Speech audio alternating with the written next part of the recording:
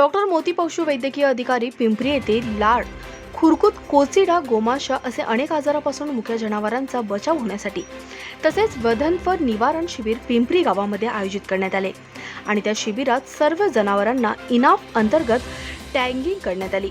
खुलताबाद तालुक्यातील गल्लेबोरगाव येथील पशुवैद्यकीय अधिकारी डॉक्टर मोती पिंपरी येथे प्रशासन म्हणून नियुक्ती करण्यात आलेली आहे।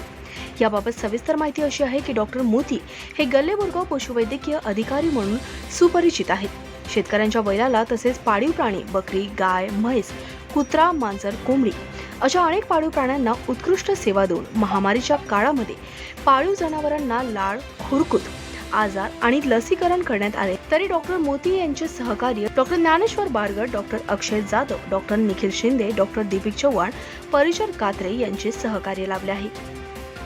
खबर 24 एक्सप्रेस करिता अजिनाथ बारगड, औरंगाबाद।